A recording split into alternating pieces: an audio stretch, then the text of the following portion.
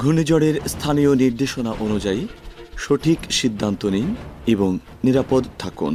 ঘূর্ণিঝড়ের তথ্য নিয়মিত রেডিও যেমন বাংলাদেশ বেতার কক্সবাজার FM 100.8 মেগাহার্জে টিউন করে ও টিভি থেকে জেনে নিন। ঝড় বা বজ্রপাত শুরু হলে ঘরের ভেতরের সকল ইলেকট্রনিক যন্ত্রপাতি যেমন মোবাইল ফোন, বৈদ্যুতিক চুলা, টিভির ব্যবহার বন্ধ রাখুন। তা না হলে বৈদ্যুতিক তার ছিঁড়ে এবং যন্ত্রপাতি নষ্ট হয়ে দুর্ঘটনা ঘটতে পারে।